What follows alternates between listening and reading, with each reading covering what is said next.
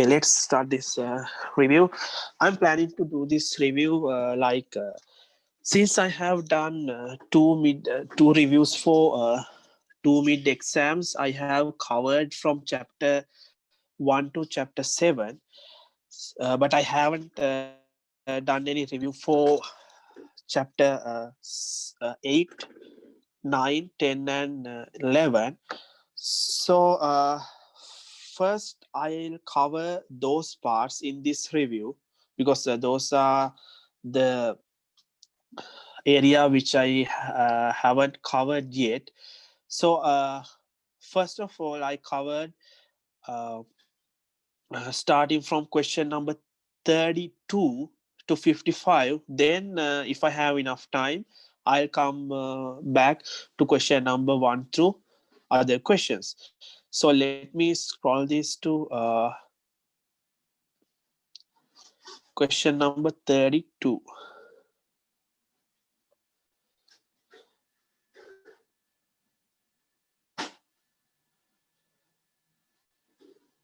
Start this from question number 32. So 32 based on chapter 7. So it asked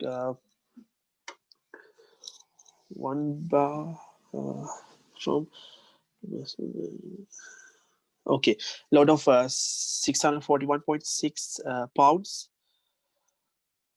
mean of 76 pounds, standard deviation 16, sample size is 64. Okay, so sample size is 64. Since check this one, since sample size is 64, if you remember, if sample size n simple n greater than or equal 30, which means if our sample is large enough, then we can assume that our sample is normal distributed. Because in here they haven't mentioned anything about the population is normal distributed or not, but we can assume since we have large enough sample size. So um, so you know that since our sample is normal distributed, then mu x bar sample mean equals to the population mean, and sample standard deviation equals to the population standard deviation divided by square root of n. So using plug in those values, you can find mean for the sample mean. Mu x bar is 76. It is they have given because it is equal, and standard deviation is 2 because sigma is 16, and sample size is 64. So 16 divided by square root of 64. This is 16 over 8, which means 2. Okay, this is how we solve this kind of problem. So let me check next one. I think I can skip the question number 33. It is very similar to previous one. You can simply take the mean. 34. Question number 34. Since we have population is normal, yes, final exam are normal distributed. They have given our population is normal distributed, so you can simply consider your sample. It has the same mean as population, and the standard deviation is sigma over square root of n. So I can write my sample distribution. It's normal. Mu x bar standard deviation sigma over square root of n, which means I have x bar normal distributed, mean is 220, and standard deviation is 6. Okay, mean same as the population mean. Okay, then what I have to do, they asked determine the percentage of sample size 4 that is that will have mean score within 9 points of population. Mean score 220. Okay, so now score within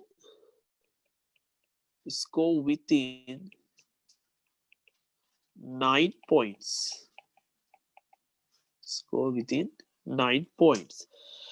So now I can find the probability of a score within 9 points, 220 minus 9, which means here that means plus or minus 9.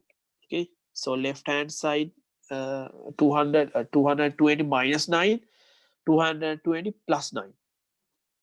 Okay, less than our sample, so greater than our sample, less than 220 plus 9. So this is the probability what I need to find. It doesn't matter whether you use equal sign here, greater than or equal, less than or equal, it doesn't matter since these are continuous variables. It doesn't matter. Okay, so you can use like this if you want. So now I have to standardize this probability. I'll simplify this a little bit. It's going to be 211 less than x bar less than 229. Okay, so now I'm going to standardize. Now I'm going to standardize this probability, so I can get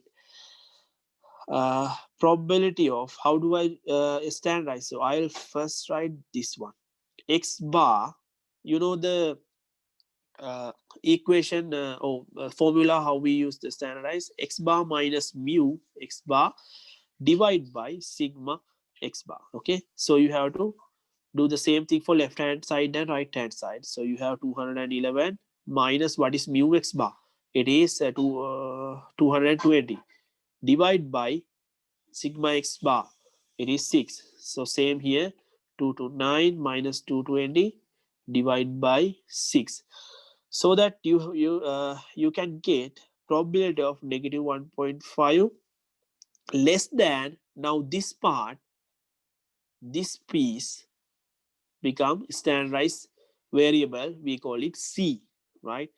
Less than positive 1.5. Now what? I need some space here, so I'll write it here. So you will be having this kind of standard normal curve. This is negative 1.5, this is 1.5. You need to find the area in between these two, right? This is C, C less than greater than negative 1.5 less than 1.5. So you need to find the area in between these two values. So go to the table and find those values. So value from the left hand side to negative 1.5, area from area this part, it's gonna be 0.0668. I assume that you know how to check the C value from the table. So area from left side to 1.5, it is 0.9332. So now you can get the difference and find the particular area. 0.9332 minus 0. This is 0. 0.0668. This is gonna be 0. Not yeah, 0.8664, which means 86.64%. Okay, this is how we solve this kind of question. First of all, you have to convert this given information into standardized version, then use the C table. Okay, question number 35. Yes, I think I can skip that. Okay, question number 36. Let me check the question number 36. Sample size 41, which means n equals 41. 95 confidence interval. So whenever you have 95 confidence interval, you can find alpha, which is equals to 1 minus confidence interval.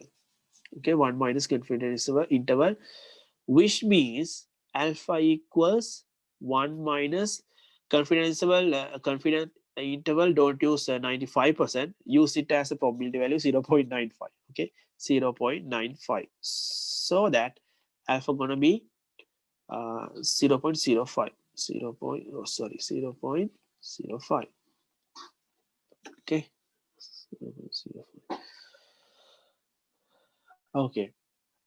Now they have mentioned that original mu on an aptitude test is from 67 to 73. Find the marginal error. So find the margin error, which means capital E. You can find this formula. So margin error, capital E, you can find using length of confidence interval. I'll use CI. CI means confidence interval divided by 2. So plug the values. Length of confidence interval 73 minus 67 divided by 2. You will be having 3. Okay. So it is 3. Actually, here you don't need alpha value, but this is how we find the alpha value whenever we need. Whenever they have mentioned this is confidence interval. Okay. Let's check next question. Question number 37. Psychologists often force somebody to move air and out their lungs. Okay, suffering from asthma. Random sample. Okay, random sample of 15. Okay, there are 15 random samples. Okay, so how do we find the mean of these random samples? Okay, what they are, so obtain 95.44% confidence interval. Okay, mean force vital capital for all asthmatic. Assume that sigma 0.7. Sigma is given. So now you need to find what is the mean of this sample. So mu x bar, you can find summation of xi's given n. So what is the summation of xi's? Which means sum of these values. Okay, sum of these values divide by sum of these values is 62.2. I have calculated that. N is 15. So 15, this is going to be 4.15. So your mu x bar is 4.15. How do we find the confidence interval for mu? So CI for mu, you can find using these formulas. You can find these formulas from chapter 8. X bar plus or minus C alpha over 2 times sigma square root of n. Here's x bar plus or minus, which means you will be having x bar minus C alpha over 2 times sigma over square root of n, and x bar plus C alpha over 2 times sigma over square root of n. Again, how do we find the alpha? Alpha equal to 1 minus confidence interval. So this is going to be 1 minus 0.9544, because it is 95.44. So this value is 0.0228. Okay, so now whenever you need to find the confidence interval, you have to be careful with this alpha, because when we need to find the confidence interval, see in here we need C alpha over 2. Okay, not just alpha, we need alpha over 2, which means this value, what we have, this is my alpha over 2. Okay, this is alpha over 2. So alpha over 2 is 0.0228. This is going to be this value 0.4 something, 0.045 something. Okay, so alpha over 2 is 0.0228. Okay, go to the table, find this Z alpha over 2. That value I think is 2. So now you can plug those values. You know what is x bar? X bar is 4.15 first part, minus C alpha over 2. It is 2 times, this is not x, this is multiplication, 0.7 sigma is 0.7, it is given here, square root of n, square root of 15, and the other part, x bar 4.15 plus 2 times 0.7 over square root of 15. Once you solve these two, you can find the corresponding values. This is going to be 3.785, 4.508. These are the values. Okay. So I'm going to skip question number 38. Let's do question number 39. What it asks: the monthly earning of group of business students are normally distributed. Okay, for your population they have given normal distributed, standard deviation given, find the sample size, need to have, okay, this much, with margin error this much. So margin error capital E, they have given $129 margin of error given. So what is sigma here? Sigma given. It is 515. How do we find the alpha? Same as previous case, you can find 1 minus Ci, which means alpha is 0.05. Okay, so if you check this equation, this formula, you can find this n equals the formula to find the sample size, C alpha over 2, so this is 2, C alpha over 2 times sigma divided by margin of error and square. Okay, everything is squared. E is the margin error. Always, what you have to do, always round up. Okay, round it up. So since they have given alpha this much, so you need alpha over 2, you need C alpha over 2. So what is alpha over 2? Alpha over 2 is 0.025. So C alpha over 2 gonna be 1.96. So plug those values into this formula, calculate it. Okay, at the end you will be having 61.2, but you have to round it up, so that value gonna be n equals 62. Okay, okay, 39. Let's check the next one. 40. For a T curve, okay, we have to deal with T curves with the degree of freedom 24. Find the T value. This is the basic question, how to use the T table. So T distribution is also symmetric distribution. They have given T value 0.005. Okay, so they have given this area. You have to find the value belongs to here. Okay, this is going to be 0.005. How do we find the value from T table? To find the value from the T table, you should have this alpha value and degree of freedom. Degree of freedom they have given 24. Degree of freedom, go to the T table and find the degree of freedom from the first column, and use next column to find the particular alpha value, and then when they converge, that point going to be the value, T value. So for this case, our T 0.005 comma 24, this value is 2.797. In any case, if you cannot find the uh, particular C value from the table, try to approximate it. Okay, so next, so this value is, yeah, it's the answer. So 41 is very similar. How to find the, yes, degree of freedom given using the T table. Curve into the middle of this much area, outside this much. So which means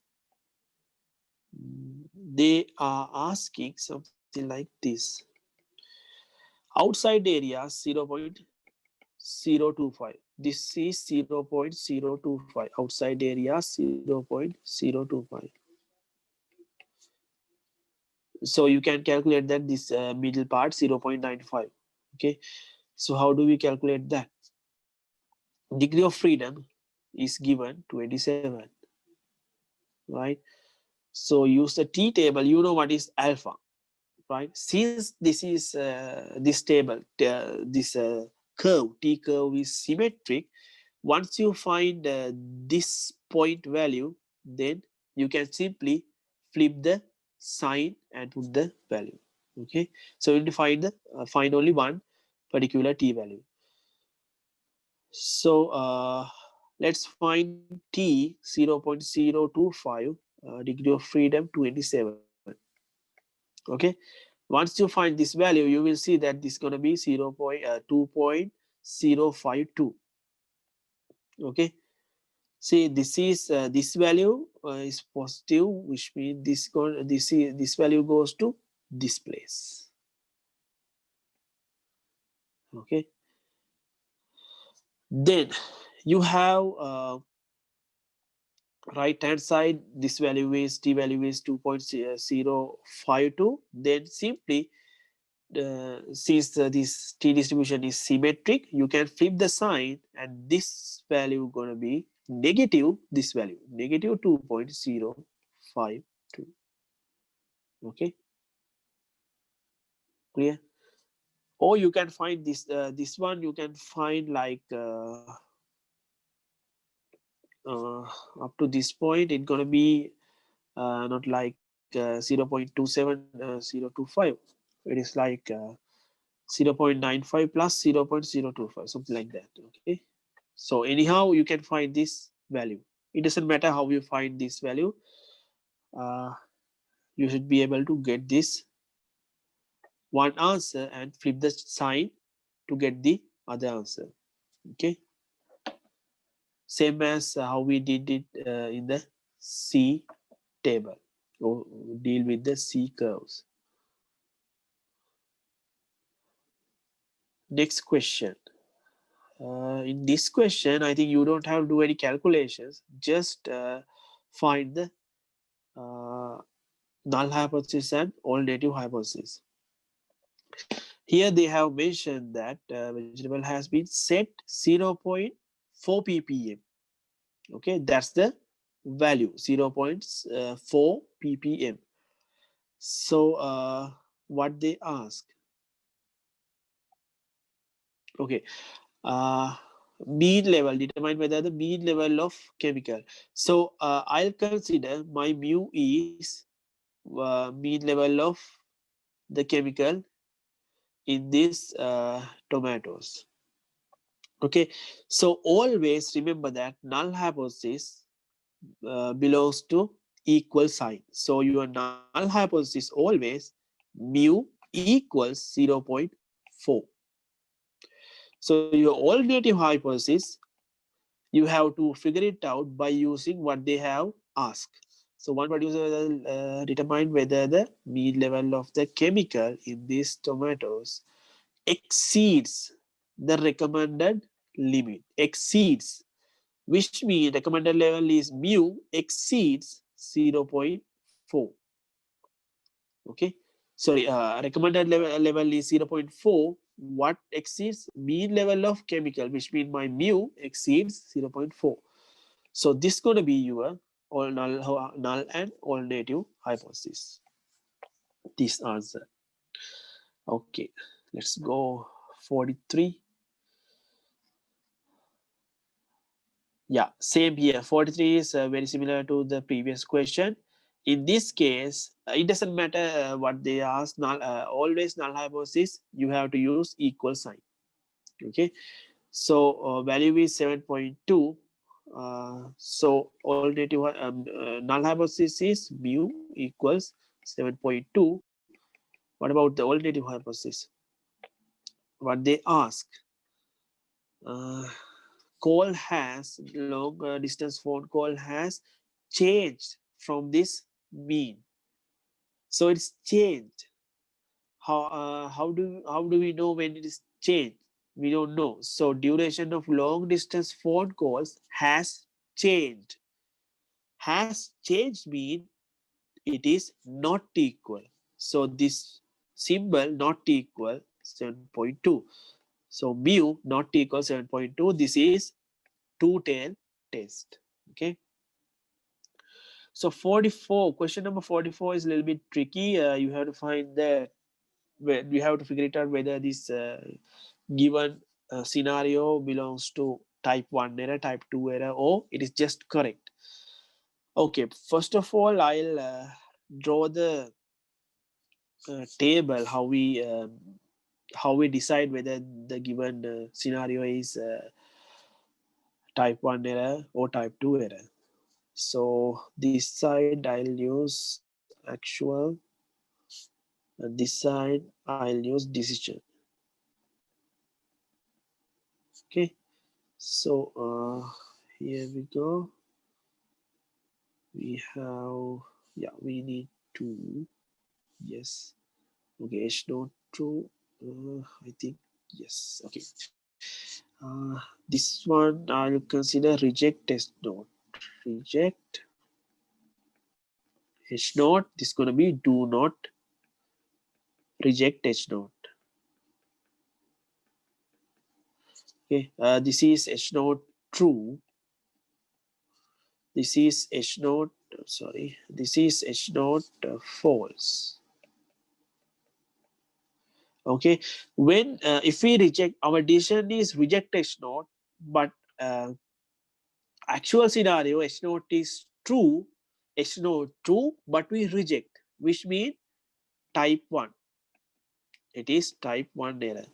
Okay, whether the actual decision is H not false and we reject H not, it is correct.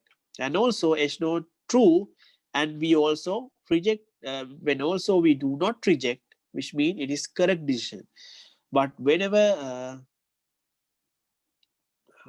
we do not reject H not, although H not is false, this is going to be type 2 error.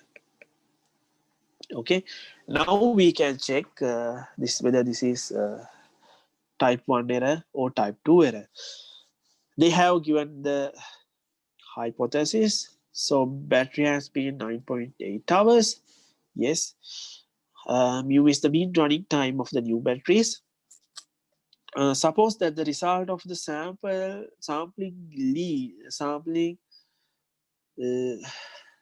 led to non-rejection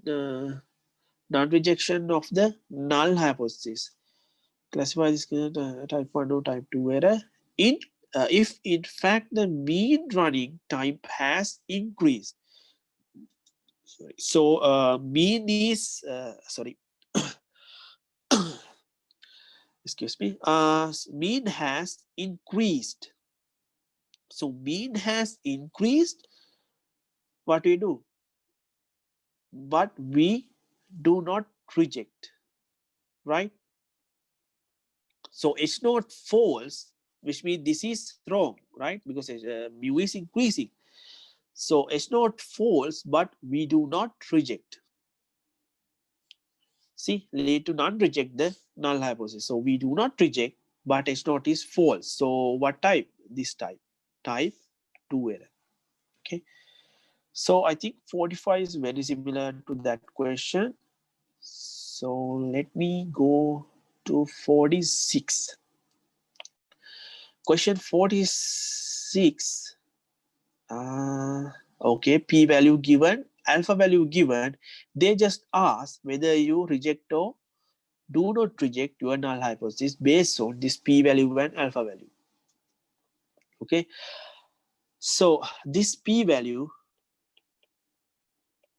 less than your alpha value, you can see that, right? So whenever p-value less than alpha mean your p-value, it's in the rejection region. Okay, so what we have to do is we have to reject our null hypothesis. If your p-value within this region, there is no way you have to reject the null hypothesis. Okay, there is no way to keep that. Then you have to reject the null hypothesis. Okay, so reject H naught. Reject H naught. Okay, okay. 47. Two tail test. Okay, given test is two tail. Sorry, not two tail test. They ask whether this test is two tail, left tail, or right tail. Test statistic C. One mean C test is given. Okay, yes. Yeah, they have given it as a two tail test. C value is given 1.31. Since it is two tail, okay, I'll draw here. This is two tail test, which means these both sides. I'll consider this is delta, this is delta. Since this is two tail test, both tails are equal. So you have to find these, what they ask, determine the p value. Okay, you have to find the p value. You already know these p values. Okay, 1.31, it is it's for the positive value, and negative value going to the other value going to be negative 1.31, because this curve is C curve is symmetric. Okay, for p value, UE p value for two tail test. Oh, sorry, two tail test you can find by using 2 times delta. Okay, you have to find the delta by using the standard normal table. So area to the left negative 1.31, which means area this much, is equal to 0.0951. Okay, so it is easy. You have to multiply this value by 2 times 0.0951. So answer is 0.1902. So this part, I think section, if I remember correct, this is going to be section 9.3. So if you need more information regarding to this, please go to the section 9.3. Okay. Then 48. Okay. Sorry. Use p-value approach. Okay, they have given their hypothesis, given alpha, given sample size x bar and sigma. You have to use your calculations to get this correct C value, P value, and you finally you have to decide whether you reject H naught or not. Okay, see, this is a two tail test. Okay, see, this is a two tail test. So test statistic, this is a p value. So test statistic C, capital C, you can find x bar minus mu, let's say mu naught, sigma over square root of n. So plug the values, you know what is x bar, it's given, minus mu. What is mu? Oh, 89, it's given. Okay, divide by sigma, 14 over square root of 27. Okay, this is going to be 1.86. Now you can find the p value. You know this is a two tail test, something like this, two tail test. So this is delta and this is delta. 1.886. So you found this value. This value is 1.86. So this is 1.86. This is negative 1.86. They are similar. Okay, only difference is the sign. So area to the left of this, which means this area is 0.0314. Okay, I believe that you can find these values using Z tables because we have done so many examples. So you can find p value equals 2 times delta. Delta is 0.0314. So 2 times 0.0314. So answer is 0.6. See, this is the p value. Yes, you found the z value, and what we have to do, p value is 0.6 something, which means it is less than our alpha. Okay, p less than alpha, then we have to reject, right? P is in the rejection region, so you have to reject. Question number 49, I think is very similar, so I can't skip that question. Let me do the question number 50. I think it's a little bit different because it uses t table. Sample mean, sample standard deviation, and sample size are given. Okay, yes, they have given, and also they have given the hypothesis and alpha. So use the one mean t-test. Test about the mean mu of the population from which the sample was drawn. Okay, use critical value approach. Okay, that's important. So how do we use this? They have given you given the hypothesis, so you don't have to worry about that. It is less than. Okay, let's find the test statistic. So test statistic, you can find x bar minus mu divided by s over square root of n. Why s? S because it is sample standard deviation. Okay, so plug the values to this formula, and you will find it is 0.87. Sorry, it is negative 0.87. Okay, so use the critical value approach. This is gonna be left tail test because this is, see, alternative hypothesis mu less than 26. So this is gonna be left tail test. So you have to find the value belongs to here. Value here, this point. Okay, go to the t table, find the value, but before you use the t table, you need to find the degree of freedom. How do we find the degree of freedom? It is n minus 1. N, you know, so degree of freedom is 24. Okay, alpha 0.05 is given. So go to the t table and find the value. So this t table value, t table value is 1.711. Okay, so by using t table, you could find this value here, 1.711. But remember that this this test is a left tail test, so you have to put the negative sign. So t table value is negative 1.711, which means value here. Okay, table value, and now you can calculate the table value and the calculated value. So test statistic value, which was negative 0.87, and your table value negative 1.711. So what happened?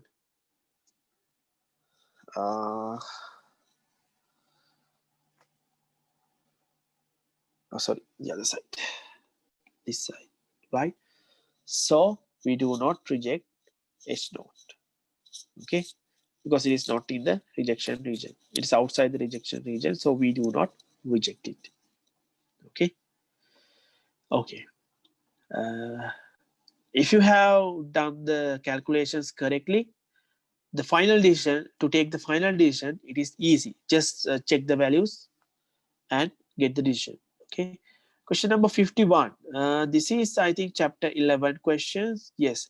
Number of successes. The sample size generated from the simple random sample of the population determine the sample proportion. So chapter 11, you deal with sample proportions. So how do we find the sample proportions? Sample proportion we denote by p hat. P hat equals x over n. So here x is 38, n is 125. So this is going to be 0.304. Okay, so 52, question number 52, find the indicated margin of error. So how do we find the margin of error? First of all, you should know what is the equation. Margin of error equation you can find from the notes in chapter 11. Z alpha over 2 p hat 1 times 1 minus p hat over n square root. Okay, this is the equation to find the margin of error. Now you have to find what is this z alpha over 2 p hat. You already know. You found what is oh sorry, you didn't find p hat, so you can find p hat same as the previous example, previous question, x over n. Here x is, I think, 129, sorry, 1529 divided by total 246. So this is going to be 0.747. So your p hat 0.747. So you know what is n, right? N is, this is your n. Okay. Oh sorry, no, this one. This is your n. Sorry, this is your x, and this is your n. Okay, 2046. So how do you find alpha? Alpha margin of error, see, 95%. So alpha is 1 minus ci, which means 0.05, but you need alpha over 2, 0.025. Okay, so find the z alpha over 2, which means c 0.025, value is 1.96. If you need more information, you can go to the chapter 6 and find this. So plug these values into this formula and you can find the correct answer for margin of error. Okay. Okay. 53. In chapter 11, there is a section called how we find the how we decide whether we use the one population C interval procedure within these levels. So to do that, you can see in your notes there are two conditions. You have to check two conditions. If those two conditions are satisfied, then you can use one population C interval procedure. So what are those conditions? I'll write those conditions here. N times p hat greater than or equal 5, and which means both should be satisfied. Okay, n times 1 minus p hat greater than or equal 5. If your calculation satisfy these both conditions, then you can use this C interval procedure, one proportion C interval procedure. Let's check that. You know what is n? They have given x given, so you can find p hat 156 divided by 160. So p hat gonna be 0.975. So check the first one in p hat, which means 160 times 0.975, which is 156.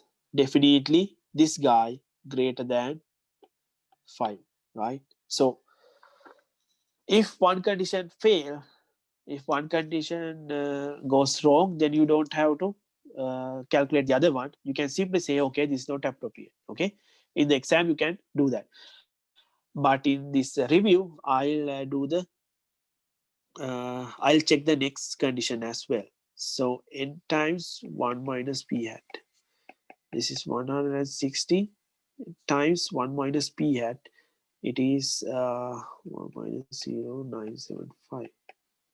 This is 4, it is less than 5. Yes, it is true. Sorry, oh sorry, this should be greater than, yes, so this satisfy. Okay, the first one satisfy, it satisfies, but the second one, it is less than 5, but your, see, the condition should be greater than or equal 5. So second one fails.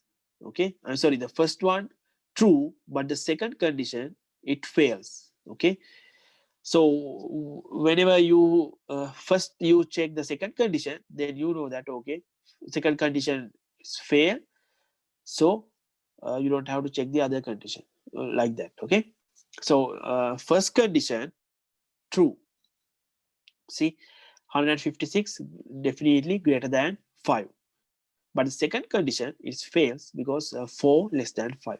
Okay, so violate our assumptions. So this is going to be not appropriate. One proportion C interval is not appropriate. Question number 54. 54. Yes, I can do that. Use the one proportion C interval procedure to find the required confidence interval. We need to find the confidence interval. To find the confidence interval, you should know this formula. P hat, it's in your notes, so you can check it. P hat plus or minus Z alpha over 2 within square root P hat 1 minus P hat over N.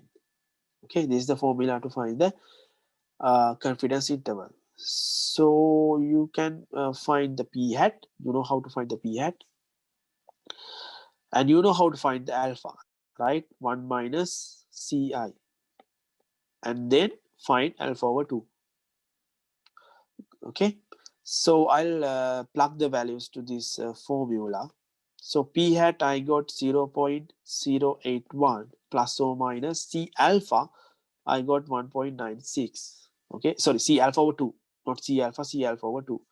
Alpha over 2, those alpha over 2 means 0.025. So I'll write it here. Z alpha over 2, I got 1.96. Okay, so C alpha over 2, 1.96. P hat 0.081, 1 minus 0.081 divided by 321. Okay, so once you solve this, you will have two values, which is this one. Okay, okay, number 55. Use the one proportion C test to perform specified hypothesis test. Use the critical value approach. They have given their hypothesis. It is two-tail test. So test statistic Z, you can find P hat minus P dot. Okay, based on one proportion C test, you can find the test statistic P hat minus P dot divided by P dot 1 minus P dot divided by N. If you don't remember this formula, please go to chapter 11 and check. Okay, so all values are given. We don't need alpha here, so you can find P hat. Okay, you can find P hat X over N, values are given. The other P naught, what is P naught? So P naught is what? P naught is given, P naught is 0.11. That's what we are testing. So P you can calculate, P naught you can calculate, then you can get this value. So C value is 5.257. 5.257. So critical value approach. From the table, okay, from the table, you can find, according to this alpha level, you can find, this is two tail. So this part 0.025, because alpha is 0.05 divided by 2, this is going to be 0.025. So you can find these two values 1.96, this is going to be negative 1.96 using C table. Okay, Now you have critical values negative 1.96 and 1.96 from the C table, and you also have your calculated critical value, this one, which I highlighted here. Okay, so what you can say, your calculated value is greater than table values, right? It doesn't matter which value, it is greater than your uh, calculated both table values. So definitely reject, because it is in the rejection region. So reject H naught. So you have to reject H naught. Your Z value, calculated value is this much, 5.257. Critical values are these, positive or negative 1.96. Okay. Okay, I think it is clear for you. This is the last question, but since I started from the middle of the review, now I think I have time. Yeah, I have some time, so I can go up and start from the question number one. Uh, I'm going to skip a lot of questions because we already done so many questions. I have discussed so many questions for the review for the mid exam, exam 1 and exam 2 reviews. So I'll pick specific questions to refresh your knowledge. Okay, let's do that. Uh, Question number one, it is easy. It asks, what is the population? So what is the population? The computer department received 4 boxes containing 10 each cables. Okay, 4 boxes containing 10 each table. So what is the population? 4 times 10. That's the everything what we have to consider. So 40 cables. Question number two. Uh, okay, based on a random sample of 1,000, researcher obtained the following estimates of the percentage of the people lacking health insurance in one US city. One US city, he estimates something using this sample 1,000. So if you remember, we take a sample and estimate about the population using that sample. We call them inferential statistics. Okay, so same situation here, this is going to be inferential statistics. Okay, if we consider sample and we interpret something about sample, those are we call descriptive statistics. Okay, but here they consider sample but estimate about population, one US city. Okay, so it is inferential. Third one, second column. So second column, first one, second one, this one.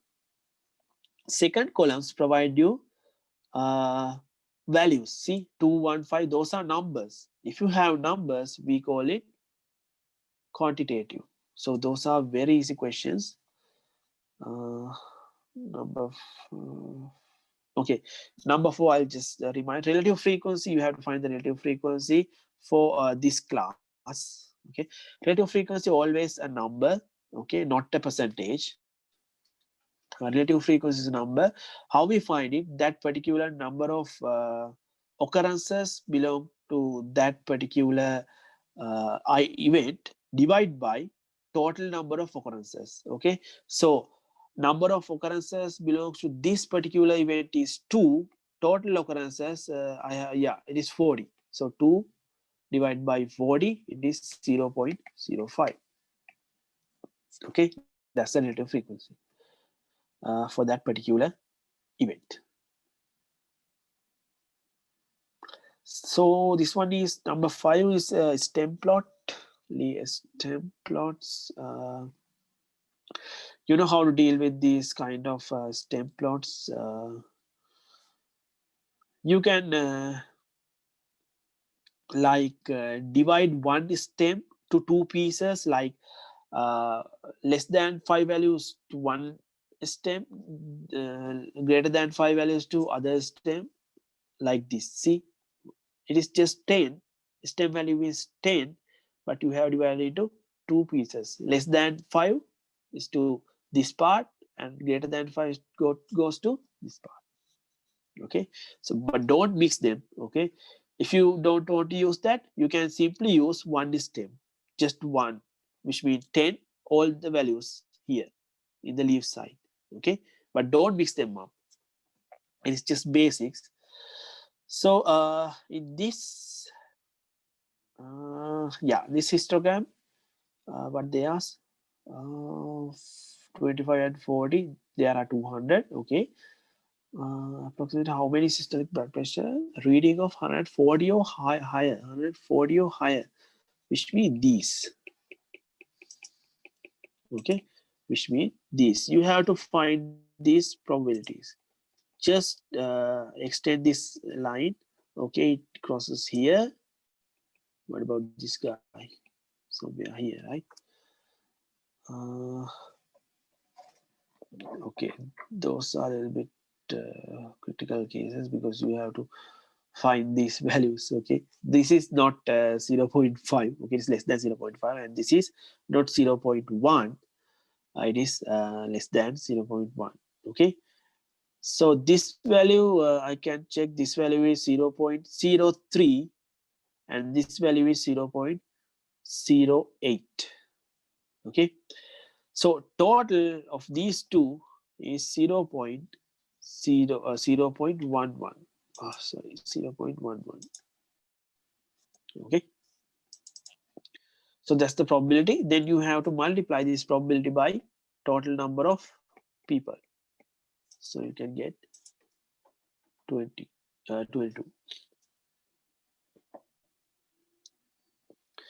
Okay. Okay. Question number 7, very similar, so I can skip that. 8, you can see this. See, this shape is bell shape. It is bell shape, but there is a problem. Okay, please check it carefully.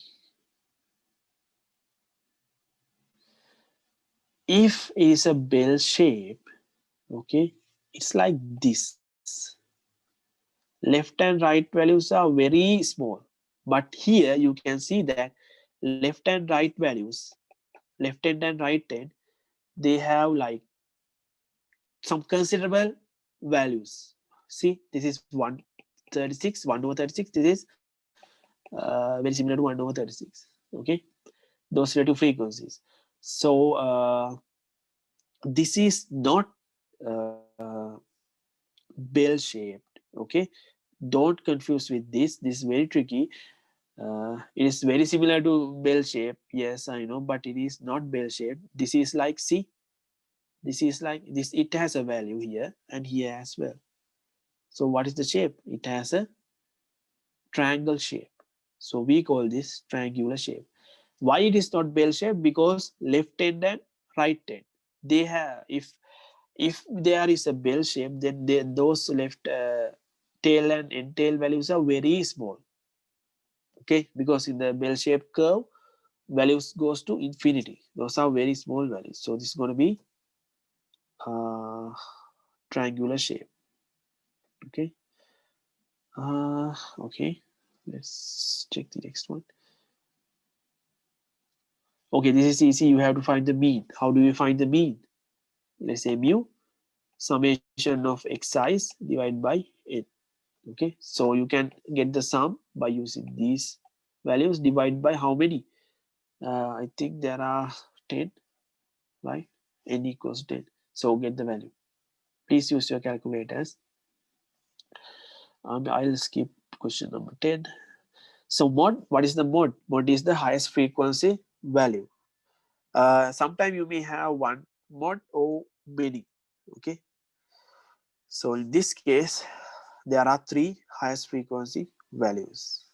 They have similar frequencies. Okay,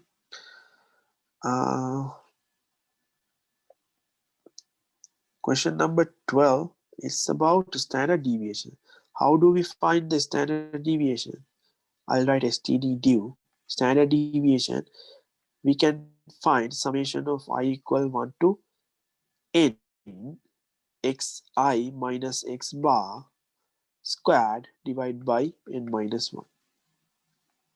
Okay, so you can plug the values. You know what is n is 7, and x bar, what is x bar? Summation of xi's over n. Okay, these are xi values. X1, this is x1, this is x2, this is I think x7, right? Something like that. Okay, plug the values and find the corresponding standard deviation. So in this case, number 13, you have to find the range. So what is the range? Range is maximum value, maximum minus minimum, maximum value minus minimum value, or highest value minus lowest value. So it is easy. You can simply find the highest value and the lowest value. I think this is the highest value, and this is going to be the lowest value. Okay, so that's we call the range. Now, question number 14, you have to find the 5 number summary. What are the 5 numbers summary? Minimum value, then Q1, Q2, Q3, and maximum values. Maximum value. Okay, I wrote it in the particular order. So what is the minimum and maximum value? It is easy. You can find the minimum value is this one, maximum value is this one. Now you have to find the Q1, Q2, Q3. Those are quartiles. Q2, it is the median of the data set. Okay, Q1 and Q3 are first quartile and third quartile. I suppose that you know how to find the quartiles. Okay, so values are this. Okay, question number 15.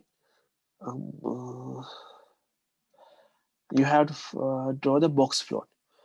Remember that whenever you need to draw the box plot, you have to mention outliers by using star marks if there are any outliers exist.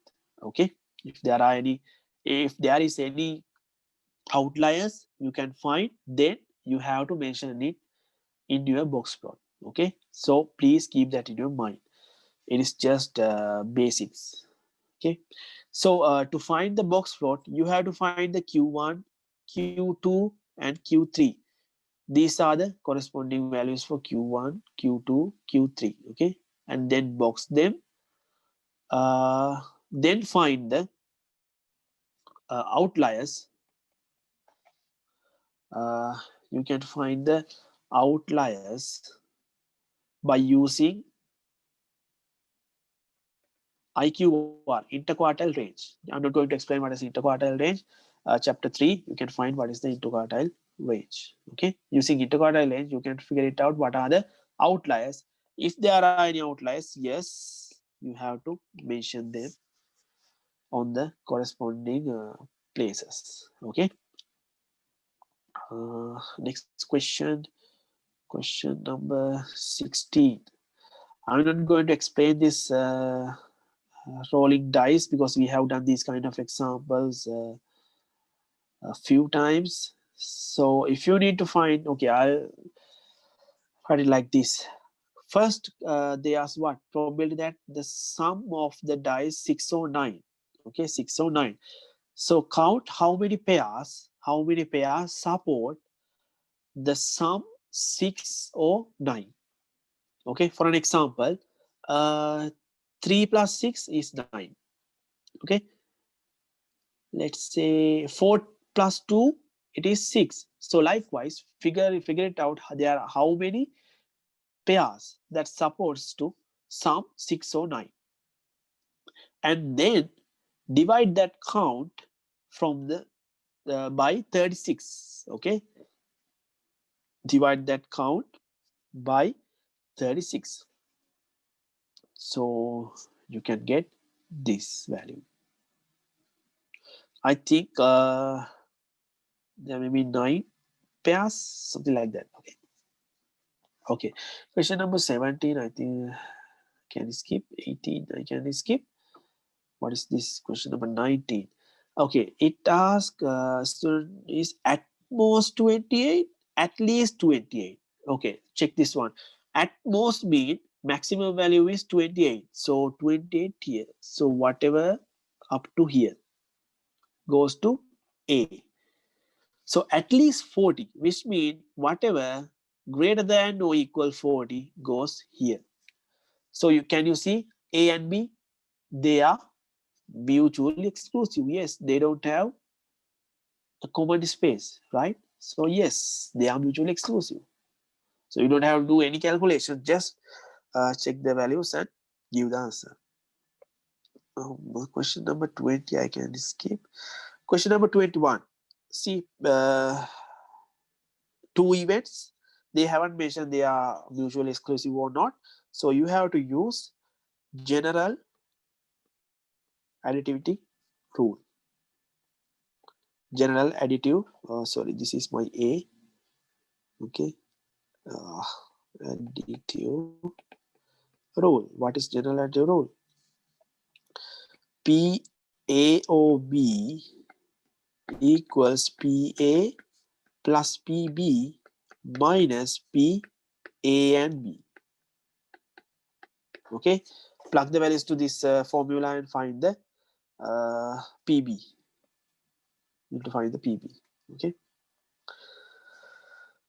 Okay, I think I can. Yes, I can skip this. Yes, I can skip this. I think 25. Yes, 25 I can do this. Yes, this is it's given. Probability of W less than or equal 3. Value is 0.275. Okay. Probability of W less than or equal 3 is 0.275. And what you can say about this, less than or equal 3 plus probability of W greater than 3, what you can say for this, equals to 1. Total probability equals to 1. So now what? You need to find PW greater than the probability of W greater than 3, which means 1 minus probability of W less than or equal 3. So plug the value for this part and you can have the answer. Okay, remember that total probability is 1. So always 1. This is expected value question. So how do we find the expected value? Summation of I equals 1 to n xi times probability of capital X equal xi. Okay, clear? Here you have x1 and x2, just two values. So how do we find that? What is my x1? Let's say this is my x1, this is my x2. So x1 is 22,000 multiplied by probability of x1. It is 0.7. They have mentioned that. Okay. Okay.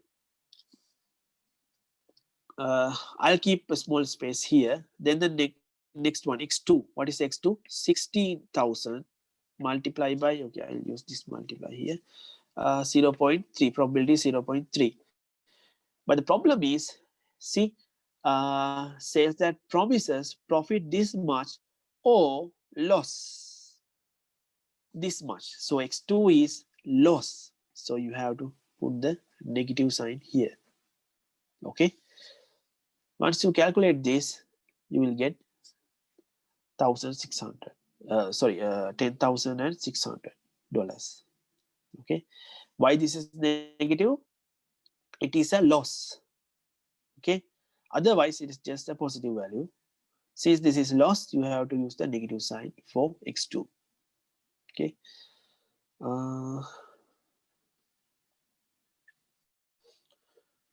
Okay, this is, I'll just remind this one. Standard normal curve.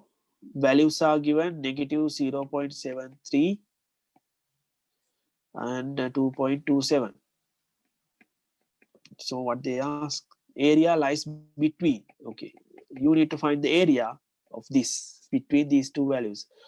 So you can simply find the area from left hand side to negative 0.73 using C table, and also find the value up to this, find the probability value up to this point and get the difference. Okay, that's how we deal with this kind of questions. Those are very basic questions from chapter 6. Okay, 28. This is C alpha. Do you remember the C alpha notation? C alpha, which means alpha measure everything from its right. Okay, which means something like this. This is alpha, everything to the right. Okay. Okay.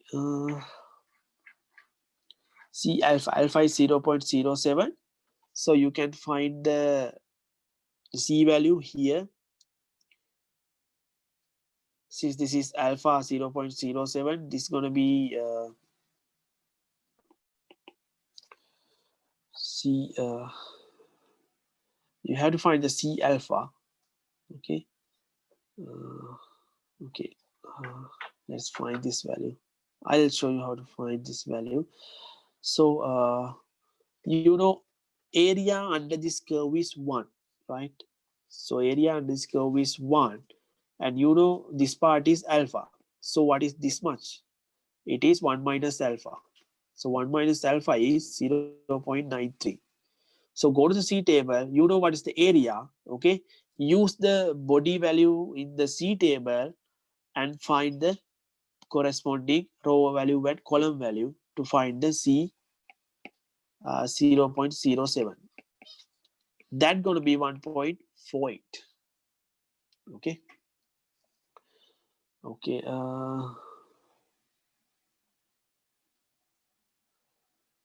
Do I need to do this question 29? What is this? Mean this much? Okay, I'll do question 29. The standard deviation given, mean given, what percentage of balls will have, these balls will have a diameter greater than this much. Okay, round your answer. Okay, so first of all, okay, you have something like this. Mean given, they have mentioned diameter 0.32. They need this percentage. Okay, they need this percentage. So what you have to do, you have to convert this into a standardized curve, which means standard normal curve, by using C equals x minus mu over sigma. Okay, so that you will be having something very nicer, something like this. So let's say this value is Z1. Okay, so what is x value here? 0.32 minus mu, it is 0.3 divided by 0.01. So this value is 2. Okay, so this value is 2.